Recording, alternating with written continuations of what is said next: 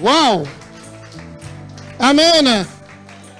Nous prenons Matthieu chapitre 26. Matthieu chapitre 26, à partir du verset 36. Les gens ne sont pas sérieux. Les gens sont mauvais. Hein? Tu peux te promener avec quelqu'un. Le jour où tu as un problème, il va te laisser. Tu comprends, non?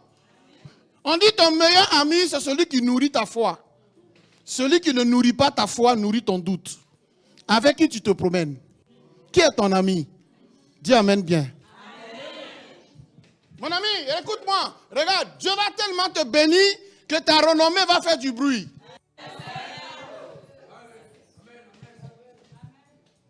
Je dis, Dieu va tellement te lever que ta renommée va faire du bruit. Amen. Au bruit de ta renommée, tes ennemis trembleront. Les gens ne sont pas bien. Hein? Vous voyez les gens comme ça, ils rient avec toi, le jour où tu as un problème, il va te laisser. Ça, c'est quelle amitié, ça? Bon, lisons le verset 36. Asseyez-vous, s'il vous plaît. Regardez le verset 36. Le verset 36 dit, là-dessus, Jésus alla avec eux dans un lieu appelé Gethsémani. Il alla avec eux. Jésus partait avec eux. Ses disciples, hein? Maintenant, ils sont arrivés dans le jardin de Gethsémani. Et Jésus dit aux disciples, asseyez-vous ici pendant que je m'éloignerai pour prier. Sinon, on est venu prier en groupe. Hein? Ok. Il prie avec lui Pierre et les deux fils de Zébédée. Il commença à éprouver. Jésus commença à éprouver de là. Mais Jésus qui fait des miracles là, il va commencer à éprouver de là. Et mon ami, si ça arrivait à Jésus, ça peut nous arriver aussi. Chacun a sa vie, hein? Écoutez-moi, tu connais l'importance de ta vie lorsque ta vie est menacée. Amen.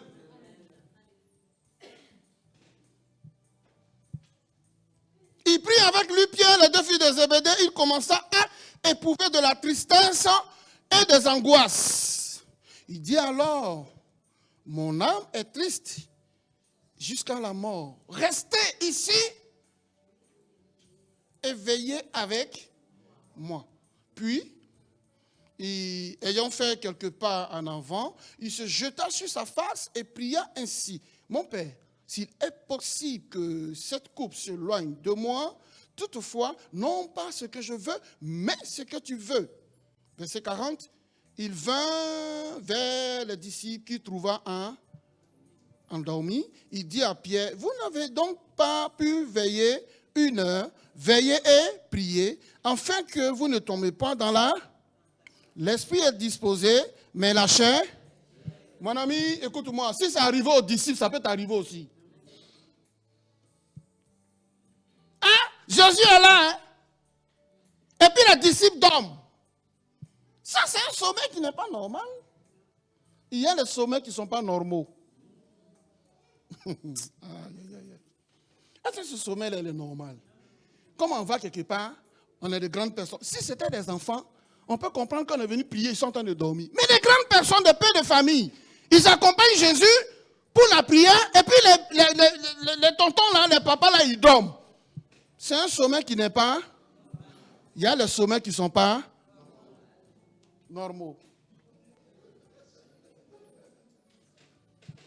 Mon frère, ma soeur, regarde-moi. Avant de parler du revers spirituel, permettez qu'on parle un peu du combat spirituel. Hey, Jésus là, tu le pries, est-ce que tu le vois? Tu vois Jésus?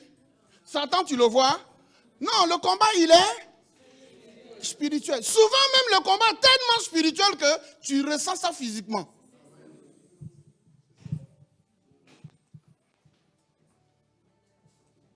Le combat spirituel. Regardez Ephésiens 2. Regardez Ephésiens 2. Regardez Ephésiens chapitre 2. Ephésiens chapitre 2.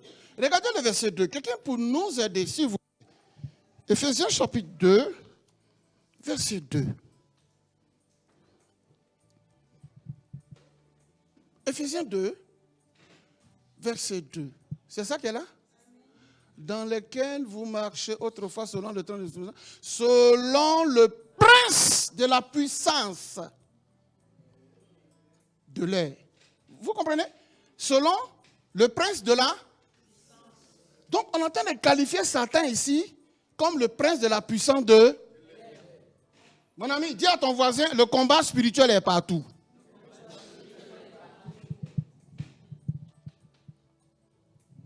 Le prince de la puissance de l'air. On peut trouver de l'air partout.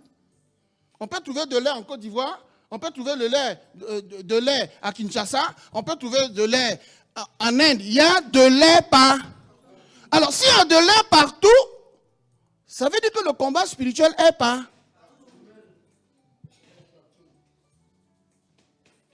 Mon frère, la Bible dit il y eut guerre dans le ciel. Vous vous souvenez de ça? Il y eut guerre dans le... S'il y a eu guerre dans le ciel, il peut y avoir guerre chez toi. Ce soir, je suis venu t'opérer au nom de Jésus. Hey, il y a eu guerre au ciel. S'il y a eu guerre dans le ciel, il peut y avoir guerre chez toi. La guerre spirituelle, le combat spirituel. Beaucoup de gens jouent avec ça. Nous sommes dans une guerre spirituelle mondiale. La guerre spirituelle, le combat spirituel est partout. Mon frère, ma soeur, chacun a son combat spirituel. Hein? Chacun a son combat. Hein?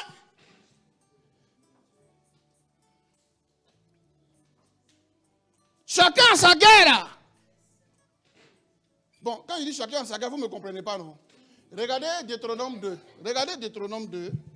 Ce n'était pas prévu dans le texte, mais on va le lire quand même. Deutéronome 2.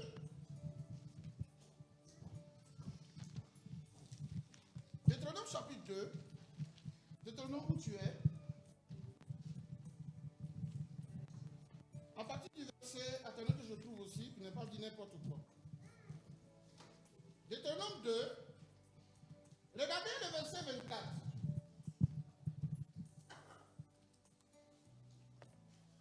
Deutéronome 2, verset 24. Il dit, levez-vous. Tu entends, hein? Levez-vous, partez et passez le torrent de l'Arnon. Vois, je livre entre tes mains Sion, roi d'Hesbon, l'harmonien et son. Commence là. Fais-lui là. Mon ami, chacun a sa guerre. C'est Dieu qui parle, hein? Dieu dit commence la conquête. Fais-lui. Mon ami, chacun a sa guerre. Hein? Chacun a son combat. Hein? Ton combat n'est pas mon combat. Ta victoire n'est pas ma victoire. Écoutez-moi, le combat spirituel est individuel. Le combat spirituel est individuel. Goliath a dit aux enfants d'Israël, choisissez-vous parmi quelqu'un. On n'a pas dit choisissez le groupe. Hein? Choisissez-vous parmi... C'est une seule personne. Le combat spirituel est... Ok. Quand tu es chez toi à la maison, le démon t'attaque. Ah, que moi je suis là-bas? Ok, d'accord. Il dit, fais-lui la guerre. Ça veut dire quoi? Dieu a déjà tout préparé pour toi. Ta bénédiction est là, il t'a donné tout ce qu'il faut. Maintenant, c'est à toi de faire la guerre.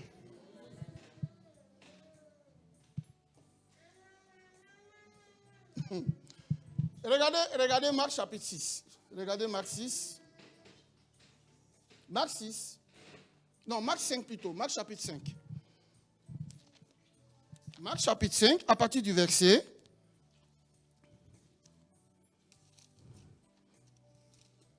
À partir du verset 5. Quelqu'un peut lire fort pour moi, s'il vous plaît.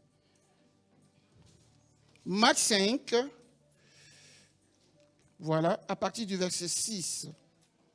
S'il vous plaît.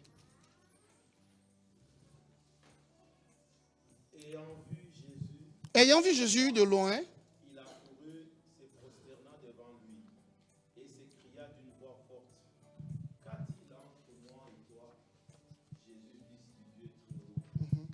Je te conjure au nom de Dieu, ne me tourmente pas, car Jésus lui disait, sors de cet homme, esprit impur. Et lui demanda, quel est ton nom? Légion est mon nom. Répondit-il, car nous sommes plusieurs. Amen. Amen. Amen. Jésus parle ici au démon. Jésus pose la question au démon, quel est ton nom? Mon ami, la réponse du démon doit nous interpeller. La réponse du démon ici, là, c'est le démon a employé un langage militaire. Il dit les gens, hein? C'est vrai que les gens veulent dire beaucoup. Mais chez les militaires, on dit les légionnaires. Donc, le démon n'a pas peur de dire que lui, il est militaire. Il est prêt à nous combattre. Je ne sais pas si vous comprenez. Hein? Ah, légionnaire. Le démon ici emploie un langage militaire. Ça veut dire que nous sommes dans une guerre spirituelle. La guerre spirituelle est mondiale. Regardez ce qui se passe autour de nous. Le combat est partout. La guerre est partout. Mais tu remporteras la victoire. Amen. Tu sais pourquoi? Hein? Tu sais pourquoi tu vas remporter la victoire? Parce que tu n'es pas seul. Ton amen est moins comme ça. Dis amen vivant.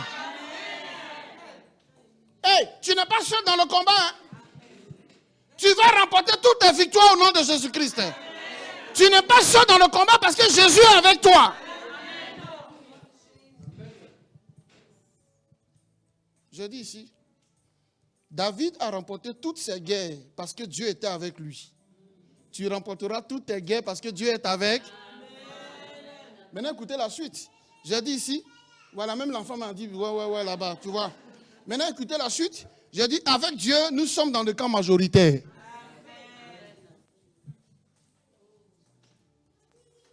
Tu as vu maintenant, on est en train de monter là. Avec Dieu, nous sommes dans le camp. Hey, Satan ne peut rien te faire. Mais c'est vrai qu'il y a la guerre. Dieu dit, faites-lui la guerre. Fais-lui la guerre. Mais tu as déjà la victoire. Le thème que le pasteur a donné pour la conférence est le réveil, c'est aujourd'hui. Maintenant, mon sous-thème est veiller et prier.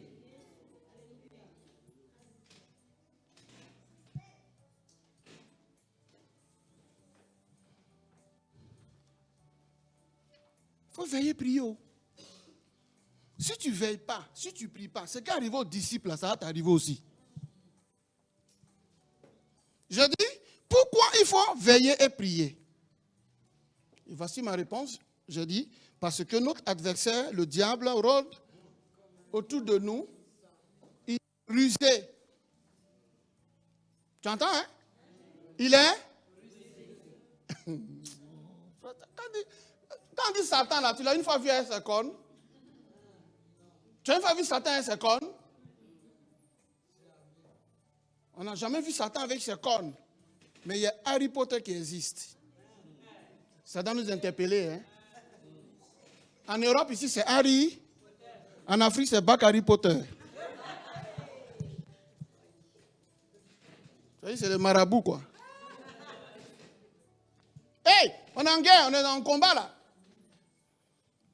Dans la guerre, il y a la stratégie. La stratégie que le diable utilise pour attaquer les enfants de Dieu, cette stratégie date depuis longtemps. C'est la stratégie du mensonge. Quelle dose de mensonge Satan utilise dans ta vie? Il te dit, tu n'auras pas la victoire. Il te dit, ton Dieu n'est pas Dieu. Il te dit, Dieu même ne met pas avec toi. Et tu viens à l'église ici, là. Et Dieu n'est pas avec toi. Il faut arrêter tes trucs d'affaires de Dieu. Je m'en vais à l'église. Dieu n'est pas là. Satan, c'est un menteur. C'est pour cela qu'un chrétien qui ment, il sera le même hier, aujourd'hui et éternellement.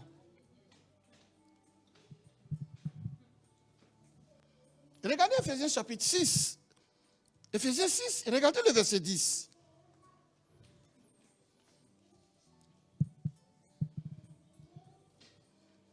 Ephésiens 6, verset 10. Quelqu'un pour lire, s'il vous plaît. Au reste, frères, fortifiez-vous dans le Seigneur par sa force toute puissante. On peut continuer? Verset 11. Revêtez-vous de toutes les armes afin de pouvoir, contre toutes les ruses. Donc il est rusé. Quelqu'un qui est rusé, ça veut dire quoi? Quand on dit quelqu'un est rusé, il est malin, non? Il est séducteur, malin, il ment. Oh non, Satan il ment, hein?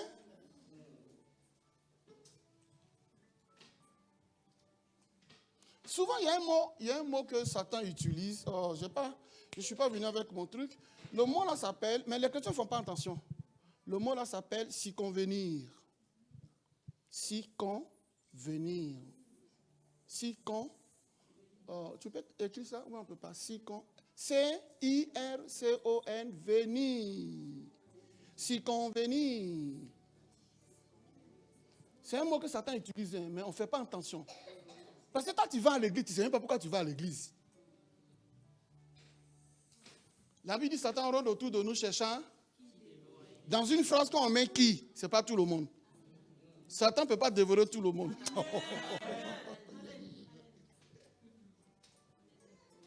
Si convenir. Ça peut aller C-I. Bon, si convenir dans tous les cas, je donne la définition. Si convenir veut dire, c'est entourer quelqu'un de toutes sortes de ruses. Si convenir veut dire assaillir les pensées d'une personne, assaillir, les assaillants, assaillir. Et puis, c'est aussi séduire et abuser d'une personne. Si convenir veut aussi dire, c'est amadouer une personne. Amadouer séduire. Il n'y a pas plus grand séducteur que le diable.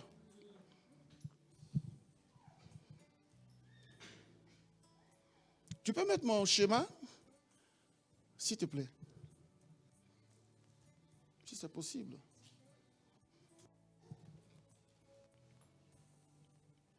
Ne vous stressez pas, on est en famille ici.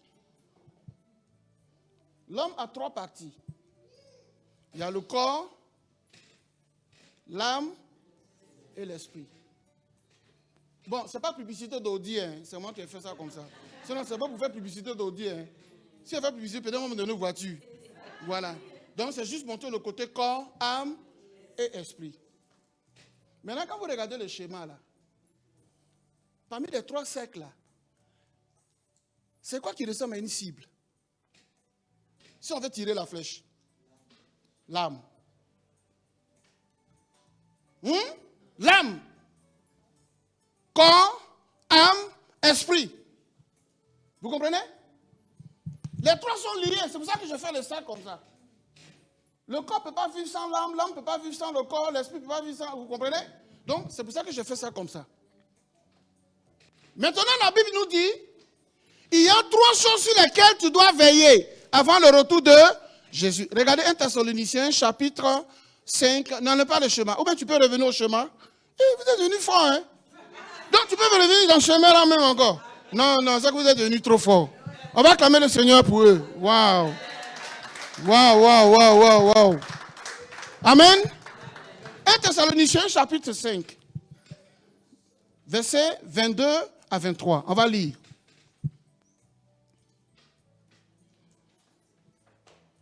Abstenez-vous de toute espèce de mal. Que le Dieu de paix vous sanctifie lui-même tout entier et que votre être, l'esprit, l'âme et le corps soient conservés irrépréhensibles lors de l'avènement de Dieu. Donc il y a 3 choses sur lesquelles tu dois veiller avant le retour de... On revient au schéma. Tu dois veiller sur ton corps, tu dois veiller sur ton âme, tu dois veiller sur ton esprit. Ça là, si Satan t'a arraché ça, c'est foutu. Mais, regardez le premier, le corps. Le miroir reflète le corps. Quand tu es devant le miroir, tu vois qui?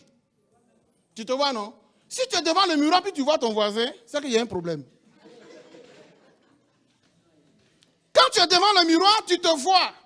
Le miroir donne toutes les informations sur ton corps. Si le miroir donne toutes les informations sur ton corps, qui va donner l'information sur l'âme et l'esprit? Je ne sais pas si vous comprenez le coup. Non, c'est juste un coup. On fait comme les grands physiciens. Sinon, c'est juste pour faire sortir une révélation spirituelle. Mon ami, tu t'occupes de ton corps. Si tu t'occupes de ton corps, si tu crois que le miroir reflète le corps, qui va refléter ton âme et puis ton esprit? C'est ça le souci. Souvent, on met l'accent ici, sur le corps. Mais âme, esprit, on oublie ça.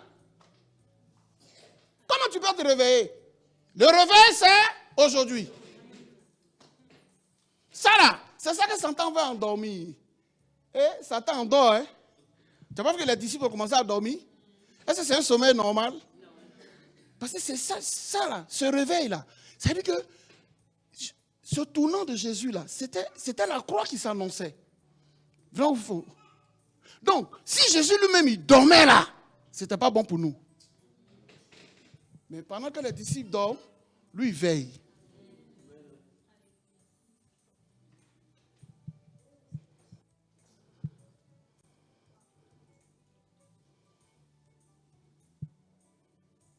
Alléluia. On continue encore. Corps, âme, esprit. Ça va? Mais regardez en bas. J'ai mis esprit. Et puis celui qui a fait le chemin, il a bien fait le chemin. Je ne l'ai même pas expliqué. Hein. C'est bien. Vous voyez esprit là. Premier esprit là. Il commence par petit E. Deuxième esprit commence par grand. Troisième esprit commence par. Ça veut dire quoi? Cet esprit qui est là, premier là, c'est ton esprit. Il faut que ton esprit soit associé avec le Saint-Esprit. En accord, les deux, le Saint-Esprit, ton esprit et le Saint-Esprit te donnera de vaincre les esprits impurs. Ou ton esprit avec le Saint-Esprit te donnera de vaincre l'esprit du sommeil. Parce que c'est là que Satan veut endormir là. Une fois que ton esprit est endormi, c'est pas bon. Tu dois veiller.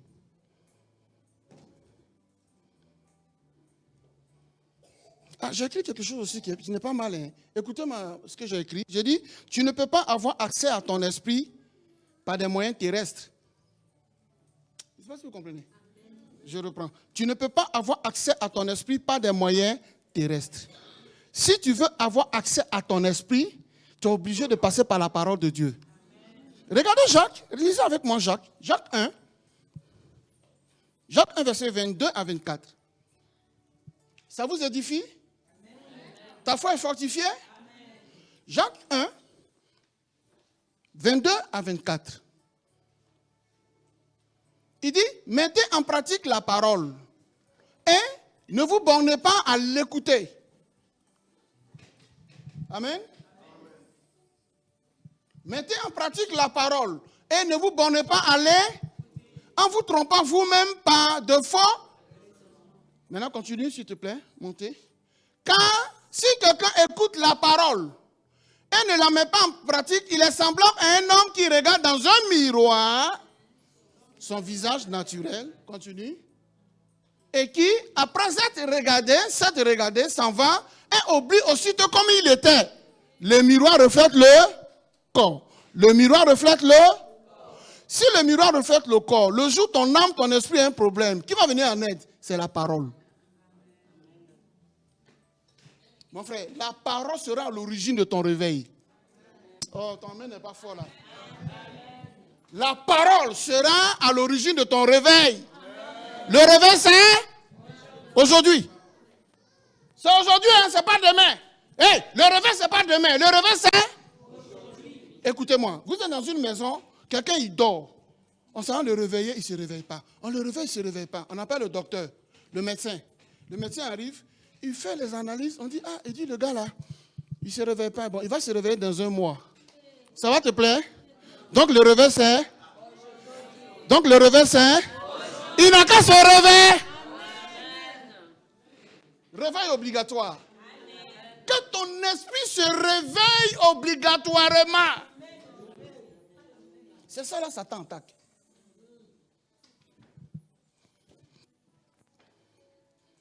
Je dis, pourquoi le chrétien, il n'y a pas de, voilà. Pourquoi le chrétien est obligé de connaître la parole de Dieu? Posez la question, non, écrivez la question. Pourquoi le chrétien est obligé de connaître la parole de Dieu? Maintenant, vous entendez ma réponse, non? Pourquoi le chrétien est obligé de connaître la parole de Dieu? Le chrétien doit connaître la parole de Dieu parce que Satan est un juriste.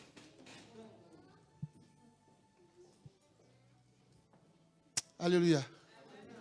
Le chrétien doit connaître la parole de Dieu parce que Satan est un juriste. Vous connaissez les juristes? Satan, c'est un légaliste. Satan, c'est un homme de la loi. Il te condamne avec la loi. Vous ne connaissez pas Satan. Quand tu dis, voilà, quand tu dis, tu es chrétien, là, regarde, tu vas à l'église, là, tu n'as pas fait curettage. Tu as fait curettage depuis 10 ans. Quelqu'un qui a fait curettage depuis 10 ans, il s'est repenti de son péché. Jésus l'a pardonné. Satan va l'accuser avec ça.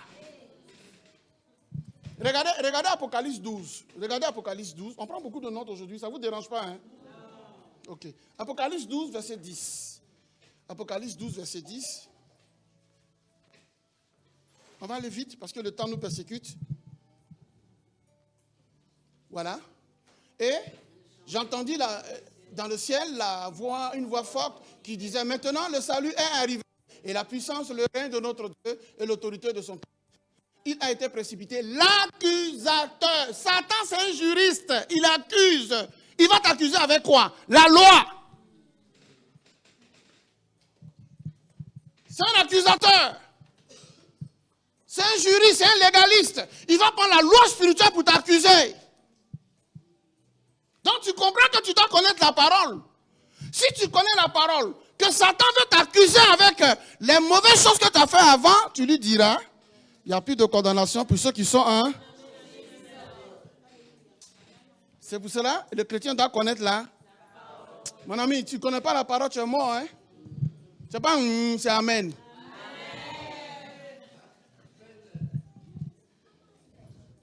Je dis? Bon, j'ai déjà dit ça. Ouais, tu connais la parole, ok, je dis ça. Il n'y a plus de condamnation. Je dis ça, non, plus de condamnation. Voilà. Maintenant, écrivez cette phrase. Écrivez cette phrase. La loi est comme une vitrine.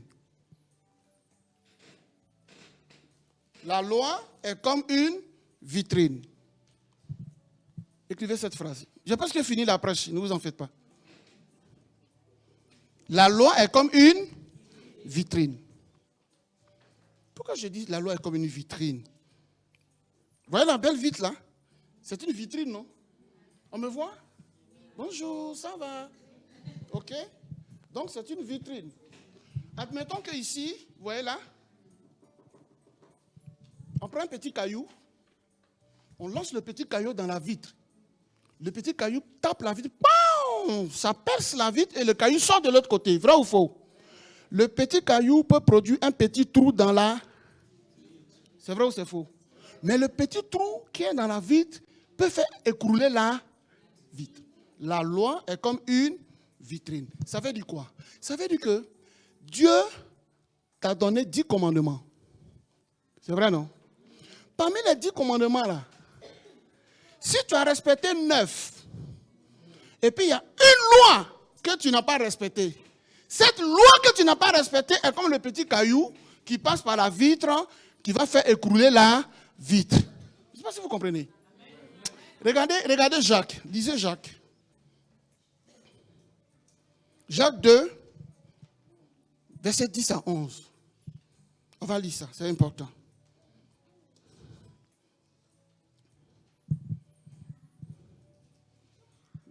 Il dit, Jacques chapitre 10, Jacques 2, verset 10 à 11, il dit: car quiconque observe toute la loi, mais qui pêche contre un seul commandement, devient coupable de...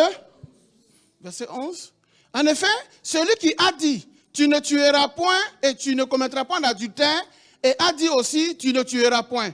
Or, si tu ne commets point d'adultère, mais et que tu commets un meurtre, tu deviens transgresseur de le petit caillou.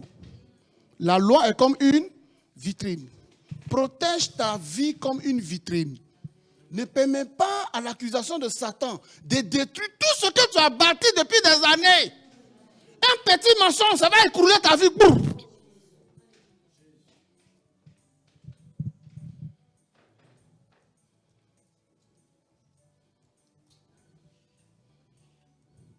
Veillez et priez. C'est ça qui arrive aux disciples. Ils avaient la bonne volonté. Pour une fois, Jésus avait besoin de la compagnie. Pour une fois, les gars, accompagnez-moi. Ce qui vient là-bas n'est pas bon. soutenez-moi. Ils sont allés, ils ont commencé à dormir. C'est un sommeil qui n'est pas normal. Beaucoup de sommeils ne sont pas normaux dans notre vie. Satan t'endort. Et puis il prend tes grâces. Veille, prie. Veillez et priez. La Bible dit de prier sans cesse. Si tu cesses de prier, Satan va prendre le dessus.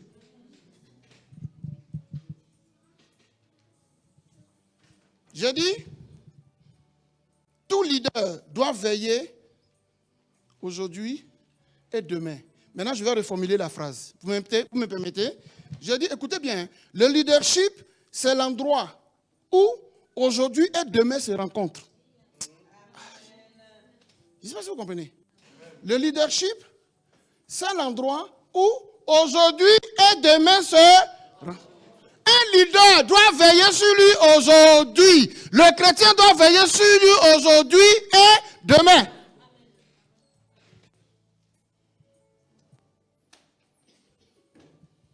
C'est pour cela que quand Dieu commence à bénir ton ministère, fais attention. Quand Dieu commence à élever le ministère, c'est là que la séduction se lève. Oui, mon ami. J'ai fait les 5 continents du monde. J'ai voyagé dans le monde, mon frère. États-Unis, je connais. Corée, je connais. En Corée, une femme m'a attrapé ma main. You, je vais coucher avec toi. J'ai dit, tu es vaincu au nom de Jésus-Christ. Mon ami, quand Dieu élève le ministère, quand Dieu commence à élever ton leadership, passe à la sanctification aujourd'hui et demain. Beaucoup de Dieu jouent avec le péché. Il n'y a plus de crainte dans l'église. Il n'y a plus d'espoir. L'homme de Dieu, c'est qui on va compter. C'est lui maintenant qui trompe sa femme. C'est lui maintenant qui vit dans l'adultère. Vous connaissez la définition de l'adultère? L'adultère, c'est un adulte qui est à terre. La maman dit, oh là là. L'adultère, c'est un adulte qui est... Tu es à terre. Dis à ton ami, relève-toi.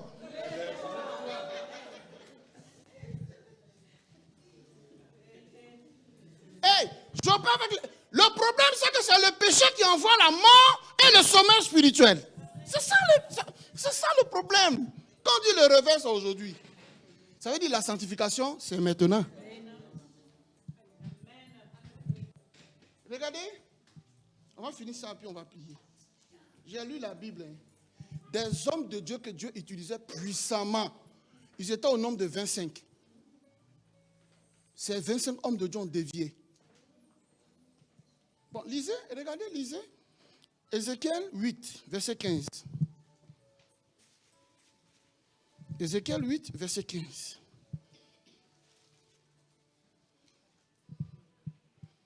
On l'a trouvé?